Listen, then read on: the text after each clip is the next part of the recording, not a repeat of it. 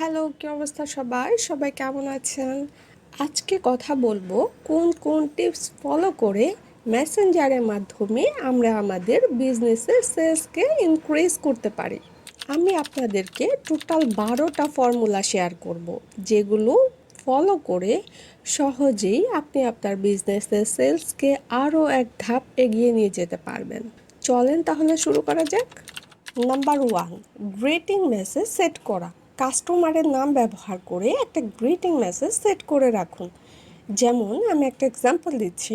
আসসালামু আলাইকুম নাদিয়া, আমাদের সাথে যোগাযোগ করার জন্য আপনাকে অসংখ্য ধন্যবাদ। বলুন আপনাকে কিভাবে সহযোগিতা করতে পারি। এরকম একটা গ্রিটিং মেসেজ সেট করে রাখতে পারেন। নাম্বার 2, কুইকলি রেসপন্স করা। যত দ্রুত সম্ভব মেসেজের রিপ্লাই দিন। যদি সম্ভব হয় 1 মিনিটের মধ্যেই সমস্ত মেসেজের রিপ্লাই দিন।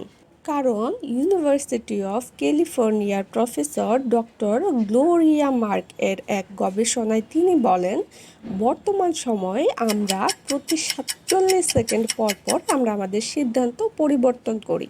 সুতরাং আপনি যত দ্রুত সম্ভব আপনার কাস্টমারকে গ্র্যাব করার চেষ্টা করুন, সেটা আপনার কম্পিটিটরের কাছে পৌঁছানোর আগেই।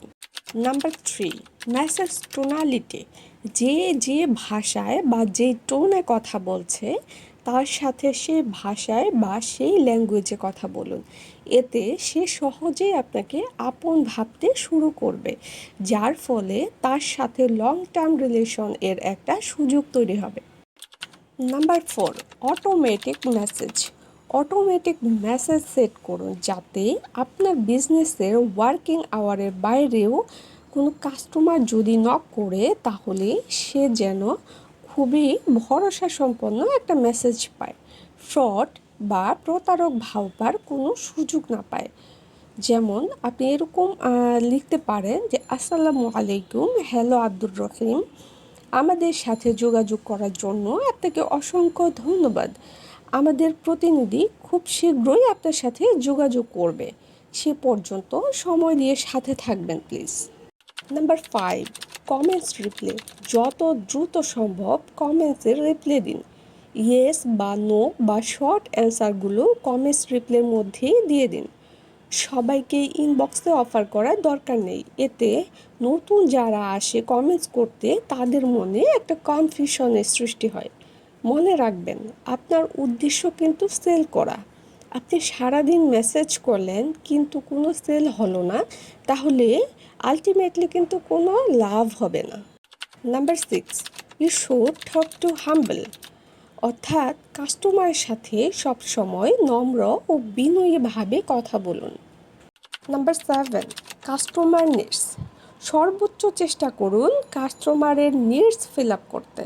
কাস্টমার যেটা চাচ্ছে পারলে সেটাও অন্য কোথা থেকে হলেও ম্যানেজ করে দিন, অথবা কোথা থেকে পেতে পারে আপনার যদি জানা থাকে সেই সোর্সটাও তাকে বলে দিন। নাম্বার 8, আপডেট দিন। কাস্টমারকে আপনার কাজের আপডেট দিন, যে আপনি কতটুকু কাজ করেছেন, কতক্ষণের মধ্যে সে প্রোডাক্টটি বা সার্ভিসটি পেতে পারে বা কত দিনের মধ্যে পেতে পারে, সেই আশ্বস্ত তাকে করুন।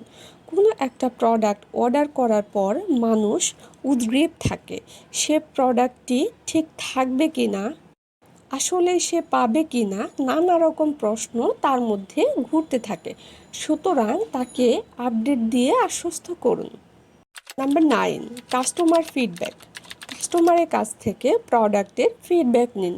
তাকে জিজ্ঞেস করুন প্রোডাক্ট ঠিক আছে কি না, কোনো কিছু ইমপ্রুভ করার প্রয়োজন আছে কি না। যদি অভিযোগও থাকে সেগুলো নোট ডাউন করুন এবং সেগুলো ইমপ্রুভ করার চেষ্টা করুন। নাম্বার 10, এনাফ ইনফরমেশন কাস্টমারকে দিন। বেশি বেশি ইনফরমেশন প্রোভাইড করুন। সেটা হতে পারে ভিডিও, ইমেজ বা আপনার বিজনেসের অ্যাচিভমেন্ট, রেফারেন্স বা link. Number 11, don't be use emoji. বেশি বেশি ইমোজি ব্যবহার করবেন না মেসেজে, এতে প্রফেশনালিজম নষ্ট হয়। Number 12, always maintain your loyalty. সবসময় কারেক্ট ইনফরমেশন দেওয়ার চেষ্টা করুন। আজকে এ পর্যন্তই। সবাই ভালো থাকবেন। আসসালামু আলাইকুম।